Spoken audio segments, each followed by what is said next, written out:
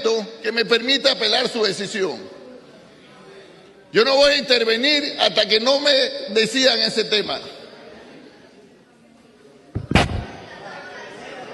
El afán de robar cámara es más importante que conocer la verdad de lo que estamos hablando. Ese es el problema de la robadera de cámara. La robadera de cámara a costa de los niños que están discapacitados. Piensen, si usted dice que piensen en los niños, piensen en ellos, no en la robadera de cámara, no en las órdenes del que está allá en Harvard. Entonces yo tengo que decirle, colegas diputados, que actuando en responsabilidad ya se han iniciado dos gestiones.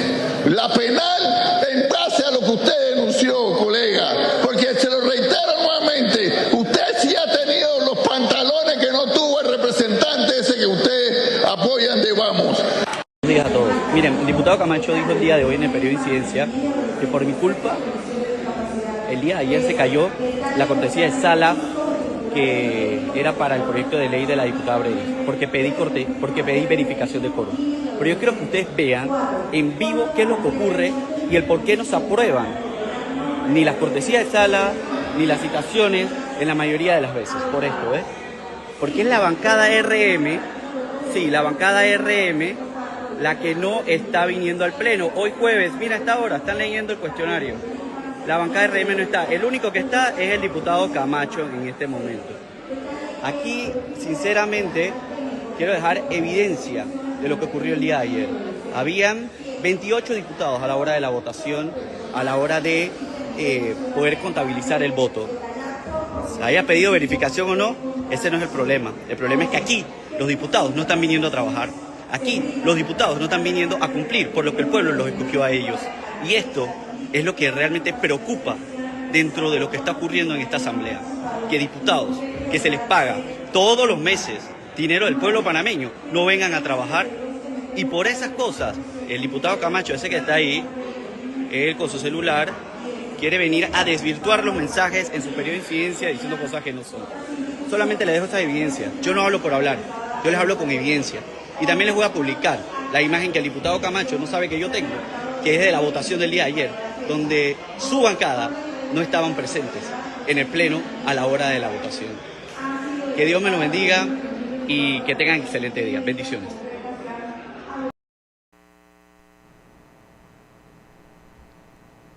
Audio. Siento vergüenza, siento pena ajena. Miren, señores, dentro de las funciones de los diputados de la República, ya tenemos a nuestras próximas invitadas acá, de la Red de la Niñez, para ser más corto, está citar o requerir a los funcionarios que nombre o ratifique el órgano legislativo. 1. A los ministros de Estado, a los directores generales o gerentes de todas las entidades autónomas, semiautónomas, organismos descentralizados, empresas industriales o comerciales del Estado, así como a los de las empresas mixtas, a los que se refiere el numeral 11 del artículo 159 para que rindan informes verbales o escritos sobre las materias propias de su competencia que la Asamblea Nacional requiera para el mejor desempeño de sus funciones o para conocer los actos de la Administración, salvo lo dispuesto en el numeral 7 del artículo 163.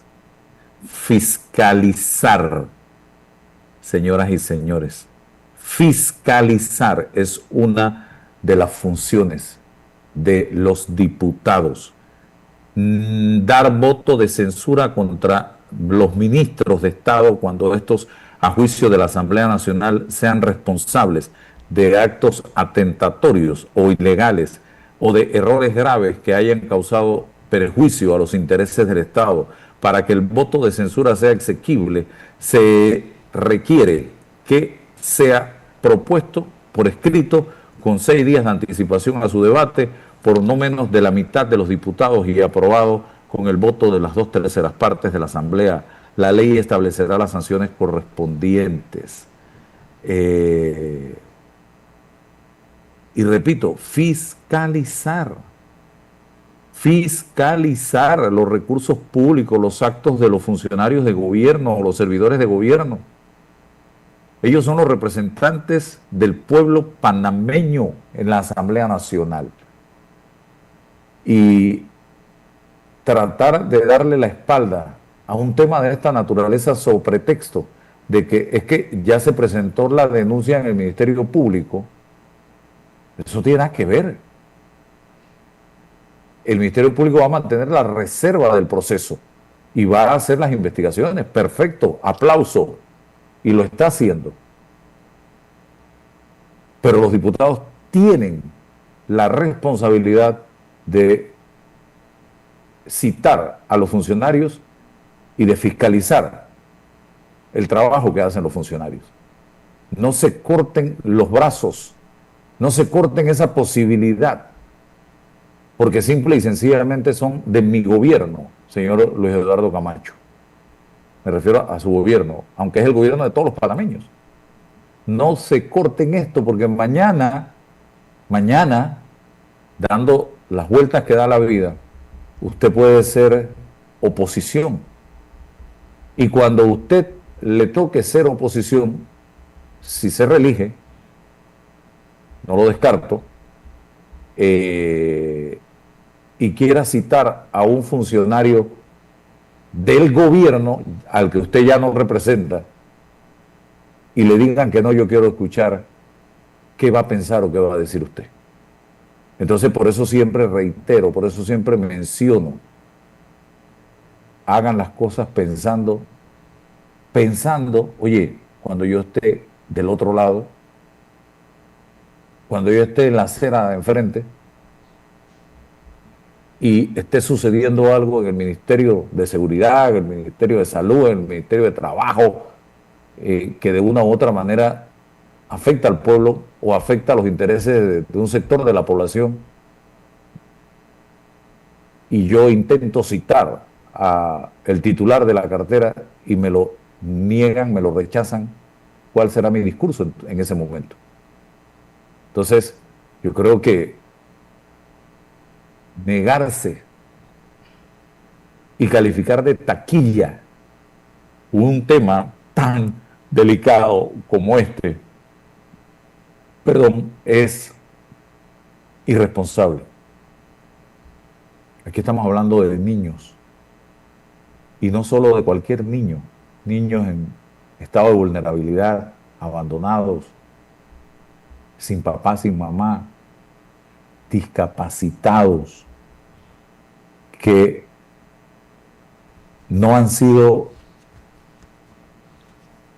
beneficiados por el Estado, protegidos por el Estado, y que incluso han sido violados, algunos de ellos, en su condición vulnerable. Entonces, tenemos que preocuparnos, no solo como diputados, no solo como ministros, sino como ciudadanos, como sociedad civil,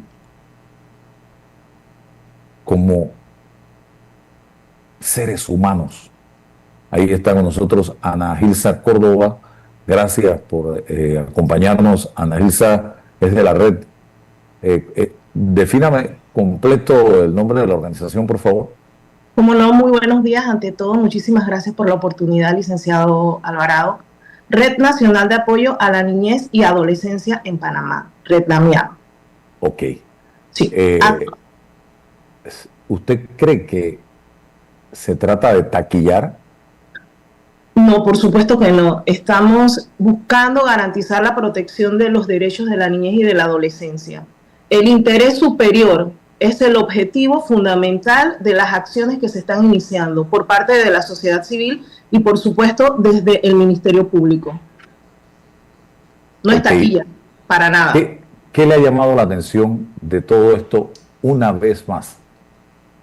Definitivamente, en nuestra experiencia desde la Secretaría General de la Red Nacional de Apoyo a la Niñez y Adolescencia de Panamá, hemos venido observando comportamientos reiterados de dejar pasar una vez más situaciones graves de vulneración de derechos de niños, niñas y adolescentes en condiciones de vulnerabilidad. Creo que volver a reiterar este tipo de escenarios es doloroso. Es doloroso como sociedad civil, pero también es doloroso desde los espacios de poder, porque creemos y consideramos que todos debemos unirnos para garantizar la protección de ese interés superior, que está contemplado y garantizado por instrumentos internacionales de los cuales Panamá ha estado parte.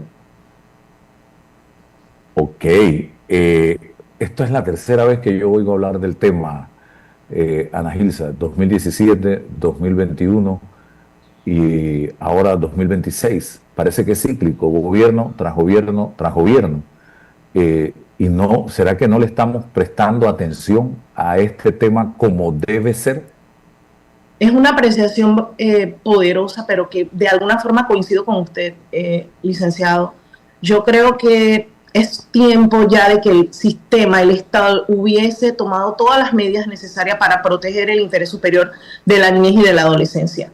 No puede ser que esto sea reiterado una y otra vez. Con esto no estoy descalificando las acciones que en su momento haya podido desarrollar y que desarrolla el Ministerio Público y las demás autoridades, pero tenemos que seguir siendo persistentes, sistemáticos en acciones contundentes para proteger el interés superior de la niñez y de la adolescencia.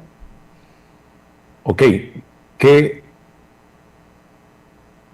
a juicio suyo tenemos que hacer para solucionar este problema? Yo creo que la respuesta a esa pregunta es trabajar juntos, licenciado Alvarado. Este no es un tema que puede ser abordado de forma aislada solamente por un sector. Todos los sectores, quienes toman decisiones, tienen que darse cuenta que estamos hablando de niñez y adolescencia. Pero como usted bien lo dijo previamente, de niñez y adolescencia en una condición de vulnerabilidad. O sea, estamos hablando de niños vulnerables que están en condiciones de vulneración de sus derechos. Entonces, no puede ser abordado desde un solo sector, licenciado. Yo creo que todos tenemos que unirnos para abordar el problema y darle respuestas efectivas y eficientes. ¿Por qué, y para que la gente lo comprenda, llega un niño a uno de estos albergues? ¿Bajo qué condiciones? ¿Qué tuvo que haber pasado para que llegue a un albergue de estos? Las razones por las cuales un niño o un adolescente ingresa a un centro de acogida son múltiples, licenciado Alvarado. Hablamos desde situaciones de abandono, por ejemplo, hablamos de situaciones de niños en condiciones de orfandad, o por ejemplo que los padres o progenitores o el tutor responsable no pueda asumir el cuidado. Las posibilidades son múltiples. Y lamentablemente estos niños y niñas crecen, muchísimos de estos niños y niñas permanecen por largos periodos de tiempo en estos espacios o centros de acogida. Entonces, si vamos a trabajar con niñez vulnerable, tenemos que garantizar que esos espacios no solamente respondan desde el punto de vista estructural, sino desde el punto de vista humano. Y estamos viendo que la parte humana no se está cumpliendo en muchos contextos de atención a niñez y adolescencia. Muchos niños de estos traspasan la barrera de la adultez. Podría pasar. Allí dentro. Podría pasar, licenciado Alvarado. Podría suceder. ¿Por qué? No hay espacios habilitados para darle seguimiento a la atención adecuada de estos niños y adolescentes, muchos de los cuales, por ejemplo, padecen de condiciones de discapacidad. No hay estructuras adecuadas que brinde el Estado para poder darle continuidad en la atención. Entonces, en vista de esta situación, se pueden dar casos donde permanezcan en estos centros de acogida que están diseñados inicialmente para personas menores de edad. Hay solo 2 albergues que son manejados, administrados por el Estado panameño, sí, y el resto son a través de fundaciones, tengo entendido. Sí, exacto. U organizaciones de la sociedad civil. Los 2 centros de acogida, porque este es el término que debemos utilizar, son los que es el CAI, que está en Tocumen, y también es Ciudad del Niño, que son los centros de acogida administrados por el Estado. Y situaciones como las que ha denunciado la diputada Alexandra Brenes, y que en el pasado se denunció y fue motivo hasta de protestas en su momento en el gobierno de Cortizo, y que en el 17 también se dio, se repiten en los otros, yo sigo llamando albergues para comprensión de la población, Sí. me perdona. No, no pasa nada. ¿Ha pasado o está pasando en otros albergues también? Yo no podría asegurar, licenciado Alvarado, que puede suceder este tipo de hechos en otros centros de acogida o albergues, porque no me consta. Puedo hablar de lo que existe en este momento y del inicio de las investigaciones que se están dando por parte del Ministerio Público. Pero es importante que se sepa que todos los albergues a nivel nacional reciben visitas de supervisión y de monitoreo de parte de personal que se integra por representantes de la Secretaría Nacional de Niñez, Adolescencia y Familia, del Ministerio de Desarrollo Social y de la Red Nacional de Apoyo a la Niñez y Adolescencia en Panamá. Esto es a nivel nacional. Cuando se identifican en esos procesos de monitoreo y de supervisión de albergues posibles escenarios de vulneración de derechos, esto se suscribe en actas, licenciado Alvarado, que se remiten a la Secretaría Nacional de Niñez, Adolescencia y Familia. En esas actas se contemplan los posibles hechos que puedan ser considerados como vulneración de derechos. De lo que hemos observado hasta el momento han sido en estos 2 centros administrados por el Estado donde se han podido identificar estos hechos posiblemente delictivos, pero no puedo asegurar que no se puedan desarrollar o dar este tipo de hechos en otros espacios. Licenciada, buenos días. Lisbeca Lescano les saluda. Escuchándola, me gustaría identificar cada cuánto tiempo se realizan este tipo de revisiones que usted acaba de mencionar, o ustedes esperan, o el grupo de organizaciones que conforman estas personas que van y hacen estas inspecciones, esperan a que alguien denuncie una irregularidad. ¿Cómo manejan esto? Por supuesto, gracias por la pregunta. Nosotros cuando hacemos estas visitas de supervisión y de monitoreo, que formamos parte de este grupo, porque formamos parte de un grupo como tal, que se dirige a los centros de acogida, los hechos que observamos y que pueden ser considerados anómalos, ya sea desde el punto de vista estructural o desde el punto de vista de la atención a las personas, se suscriben dentro de las actas que se remiten. Allí se pueden observar posibles situaciones que pueden resultar anómalas, licenciado. Y esto se canaliza directamente ante la Secretaría Nacional de Niñez, Adolescencia y Familia. Entiendo, pero ¿cada qué tiempo hacen ese tipo de estas visitas no son continuas de forma mensual, por ejemplo. Existen periodos de tiempo. Cada ciertos meses, cada 4 o 5 meses hacemos visitas. Se levantan estas actas y se hacen observaciones que deben ser corregidas dentro de ese periodo de tiempo. Y nos hemos encontrado, licenciada, con que cuando nuevamente hacemos la visita, se mantienen las mismas deficiencias que hemos podido observar o que hemos podido acreditar en las actas anteriores. El tema del recurso humano en estos 2 albergues del Estado, ¿hay suficiente recurso humano? ¿Se necesita más? ¿Qué tipo de personal especializado se necesita en estos albergues? ¿Se tiene separado a los adultos de los menores, a los niños de las niñas? Hablemos un poco del fondo del asunto. Licenciado, toda persona que trabaja con niñez y adolescencia tiene que tener formación altamente especializada. Vamos a empezar por ahí.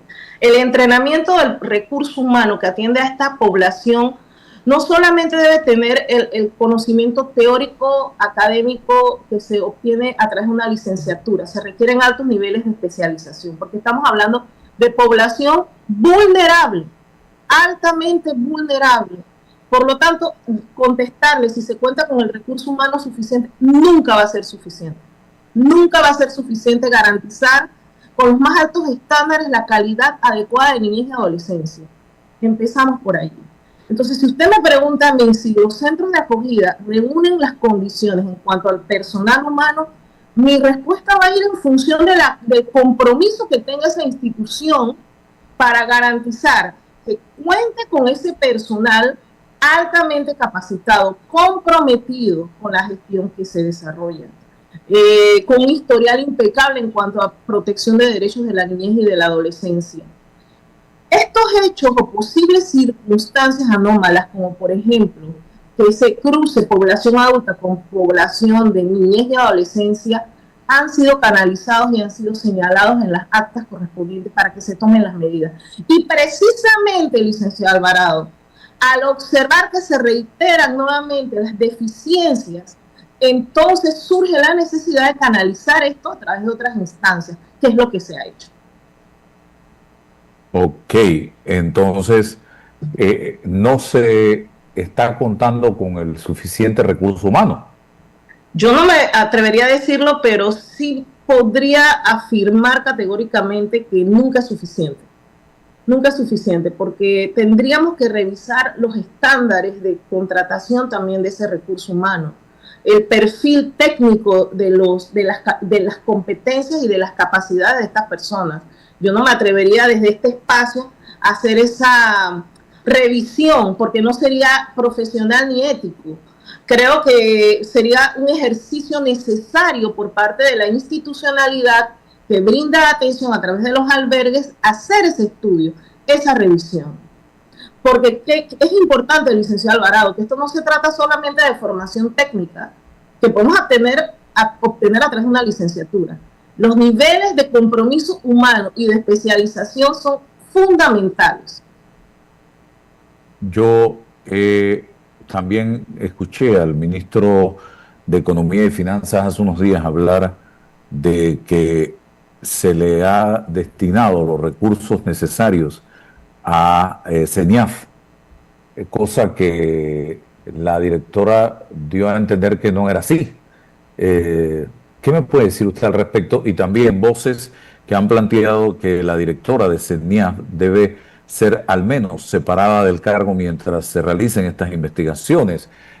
Yo planteaba el caso de la rectora de el ICSE, que se le separó del cargo fue mandada de vacaciones mientras duraba una auditoría que se estaba realizando dentro de la institución. ¿Por qué en esta oportunidad no se procede de igual forma con la directora de CENIAF? A través de la Junta Directiva de la Red Nacional de Apoyo a la Niñez y Adolescencia en Panamá, nosotros de manera responsable pusimos el conocimiento de la Nación, a través de un comunicado oficial, la necesidad impostergable de separar del cargo a la señora directora de la Secretaría de Niñez y Adolescencia. ¿Por qué? Porque es fundamental garantizar la transparencia, licenciado Alvarado, en este proceso tan sensible. Y nunca es poco lo que se tenga que hacer para garantizar los más altos estándares de protección hacia la niñez y adolescencia. Creemos que ese paso es clave, porque este tipo de acción, licenciado Alvarado, de separar del cargo provisionalmente, al menos, es una acción administrativa que se da en otros contextos también, cuando se realizan investigaciones. Entonces, ¿por qué no? Y ahí es donde voy. Creemos que podría haber intereses, por ejemplo, podría haber intereses que están mediando para que esto no se dé. Pero por encima de cualquier interés, que es una posibilidad, debemos poner la protección de la niñez y de la adolescencia. Y Panamá está obligado, como país suscriptor, de una serie de instrumentos que buscan garantizar esa protección, tomar todas las medidas que sean necesarias para proteger a la niñez y la adolescencia. Y esa, consideramos desde la red, es una medida necesaria en este momento. La separación del cargo, al menos provisional. Licenciado Alvarado, con respecto a los presupuestos para proteger a la niñez y de la adolescencia, quienes consideran que sean pocos, quienes consideran que sean los adecuados, va a responder quizás a una mirada desde la subjetividad. Desde la red consideramos que ningún recurso es suficiente para proteger a la niñez y la adolescencia de Panamá. Y se lo digo también como parte de esa sociedad civil que en su momento formó parte de estos centros de acogida como equipo técnico. Desde los espacios, por ejemplo, del Hogar San José de Malamo, donde nos desempeñamos como colaboradores por muchísimos años, puedo hablarle de primera mano, que en su momento ningún recurso es suficiente para proteger a la niñez y la adolescencia en condiciones de vulnerabilidad. La ministra Beatriz Carles debe acudir a la Asamblea? Y le hago la pregunta basado en el hecho de que percibo que diputados del Partido Realizando Metas y el PRD y otros más parecen intentar protegerla para que no acuda a la Asamblea, cuando creo que es el momento preciso para rendir cuentas, para pedir apoyo, para encontrar entre todos cuáles son los problemas y las soluciones a estos problemas que son cíclicos, como yo dije hace un momento, 2017, 2021 y ahora 2026. ¿Qué me dice usted al respecto, Ana Gilsa? Cómo no, licenciado. Desde la Red Nacional de Apoyo a la Niñez y Adolescencia en Panamá somos fieles creyentes y convencidos de la necesaria comparecencia de la ministra ante la Asamblea Nacional. Creemos que esta es una gestión necesaria que forma parte de este proceso de rendición de cuentas. Aquí no estamos hablando de algo menor, licenciado Alvarado, estamos hablando de niñez vulnerable, y cualquier acción que vaya encaminada a garantizar a que se den espacios y contextos de transparencia, de rendición de cuentas, son importantes y necesarios. Usted lo acaba de decir, esto pasa cíclicamente, tenemos que encontrar una solución a este bucle, y creemos que parte de la solución de este bucle es que las autoridades encargadas de proteger a la niñez rindan cuentas, sean separadas de sus cargos, entre otras posibilidades. Bien. ¿Algo más que agregar frente a este tema? Primero que todo, bueno, muchísimas gracias por la oportunidad. Sí, hacemos un llamado a la nación panameña para que sumemos fuerzas en este momento. Hay niños, niñas y adolescentes que permanecen en espacios de vulneración, que requieren nuestro acompañamiento, pero no solamente ese acompañamiento técnico que podemos dar desde las distintas disciplinas, que requieren acompañamiento humano. Muchos de estos niños y niñas han crecido aislados de una sociedad que es difícil, incluso para los que hemos crecido en hogares funcionales. Entonces tenemos que darle la mano, y una forma efectiva y buena de darles esa mano es acompañándolos y haciéndolos visibles y protegerlos en contextos como este, licenciado Alvarado. Tenemos que sumarnos. Le agradezco a usted por su participación esta mañana aquí en Noticias 180 Minutos, y vamos a seguir en esto. O sea, el carnaval es coyuntural. Es coyuntural.